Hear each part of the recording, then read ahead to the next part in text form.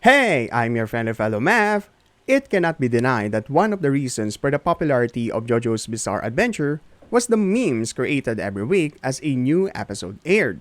Now that JoJo Part 6 Stone Ocean is being distributed by Netflix as a batch of 12 episodes, it feels like something is bizarre. Did Netflix manage to ruin JoJo?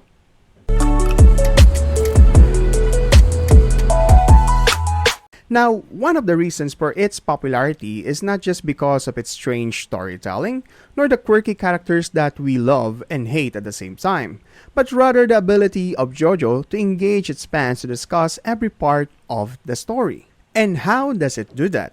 Well, it's because it introduces something new in every episode. We call that trope Villain of the Week. Now, this is not a new tactic created by JoJo, since a lot of anime and even TV series use this formula.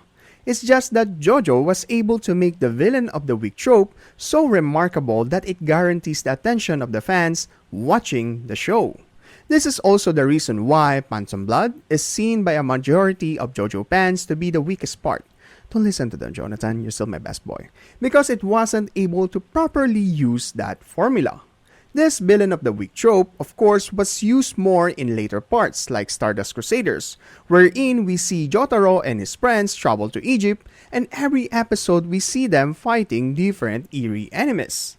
Then, history was made, as the later parts like Diamond is Unbreakable and Golden Wind kept using that formula and improving upon it.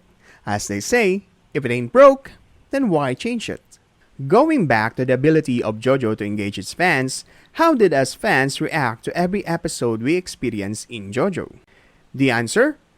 Memes.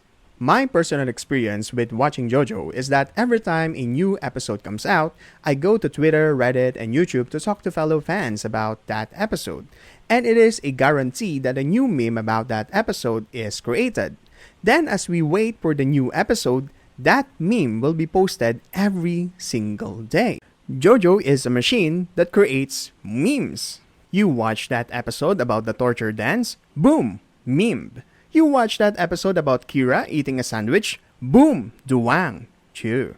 You watch that episode about the boat ape and that little girl, boom, cancelled. JoJo actually managed to build a community where every fan of JoJo was just jerking each other up with memes. So back to the original question of this video. Did Netflix manage to ruin JoJo? Well, when Stone Ocean came out, I was really excited to see one of the most uncanny parts of JoJo.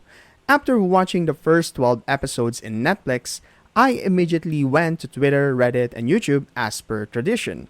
There were memes created that day, but it did not connect well like the previous parts. The issue that Netflix actually created with JoJo is it disoriented the fans watching the show. And what do I mean by that? Remember the trope of Villain of the Week and how it managed to bring fans together and discuss every new episode? Well, that trope is still being used in Stone Ocean.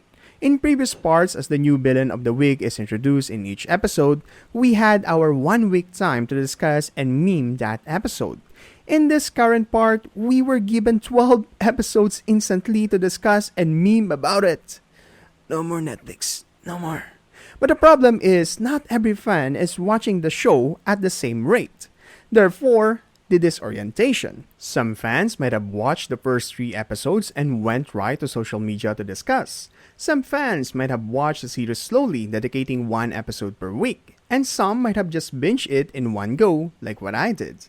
And as the discussions and memes were posted in the social media, there was a severe lack of engagement. Compared of course to the earlier parts like Diamond is Unbreakable and Golden Wind. The whole fandom was disoriented on what episode to react and meme about. Some were just discussing episode 1, some were discussing episode 6, some were discussing of course the final episode, and a lot of them were discussing about the bot. But I am not saying that there weren't any gems created for part 6. There were actually a lot of great memes. The difference is their reach with the fans. The other issue about the Netflix distribution is it affected the longevity and hype of JoJo. Let me explain what I mean by that. The longevity and hype of Jojo before is like a rocket ship going to the moon. It has a long distance to travel compared to the other seasonal anime which only has 12 to 13 episodes. The Jojo rocket ship on the other hand is able to travel that long distance because of the hype it gets for every episode. As the engine of the first episode builds up the hype energy to propel the rocket to the sky, and it continuously gains speed to propel the rocket with new episode every week as they break each stratosphere.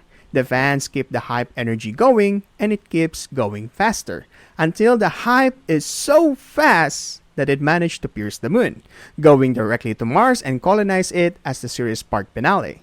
The current part also has hype. Only it looks like the ride you go to a theme park like Disneyland.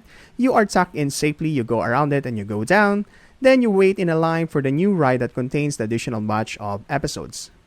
When does the line move? The problem is, you don't even know when the line will move. So does it mean that JoJo's Bizarre Adventure is not good anymore? Of course not. Stone Ocean is one of the better parts of JoJo and it has one of the most beautiful endings out there. JoJo remains a great anime to watch.